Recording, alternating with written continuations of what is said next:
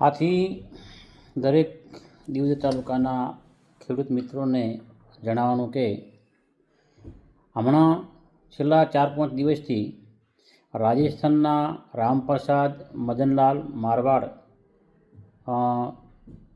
મંડવા નાગોરનો વતની છે અને દિવજ તાલુકામાં હાઈવે ઉપર કોઈની દુકાનો ભાડે રાખી અને રસ્તા ઉપર ઊભો રહી અને ખેડૂતોના ખુલ્લાથી માલના ટોળા આવે છે એને ઊભા રાખી અને તને બજાર માર્કેટના ભાવથી વધારે આપી અને એવી લોભામણી જાહેરાતો આપી અને ટ્રેક્ટરો એમના અહીંયા ઊભા રાખે છે. ઊભા રાખી અને એ વ્યક્તિ જ્યારે ખેડૂત ટોલો ઉડાડવા જાય ત્યારે એમાંથી 5-6 બોરીઓ કાઢી અને એના ગોડાઉનમાં મૂકીને શટરને તાળો મારી ગયા છે.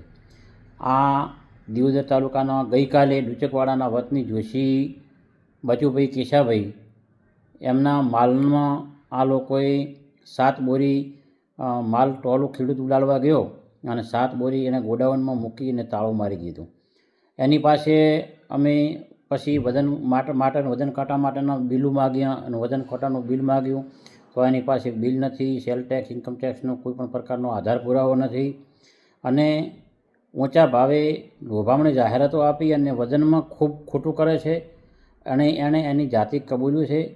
અમે એ વ્યક્તિને પકડી અને કાયદેસરની એના અમે કાર્યવાહી કરી અને એ વ્યક્તિ હવે પછી કે હું આ દિવજ તાલુકાના કે કોઈ પણ ગુજરાતમાં નહીં આવી રીતનું ચોરી નહીં કરું એવું એણે કબૂલ્યું છે. એટલે દરેક મિત્રોને જણાવવાનું કે આ બાબતે બહુ સાવચેત રહો અને આવા વેપારીઓને માલ ના આપો.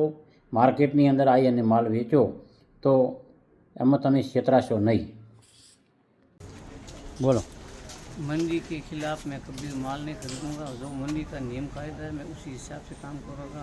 मैंने आज तक अगर कोई गलत काम किया है तो अब मैं नहीं करूँगा और मैं माल नहीं लूँगा. आपका नाम क्या है? राम प्रसाद. कहाँ के रहवासी हो? मैं जोधपुर. हैं? जोधपुर से. जोधपुर में अपना मकान आ गया. आप सभी मार्केट के बाहर खरीदते हो? अब नहीं लेने का. कभी नहीं लोगे? अब कभी नहीं लेने का. गुजरात छोड़ दोगे? हाँ, अभी चला जाऊँगा. ठीक है. अभी चला.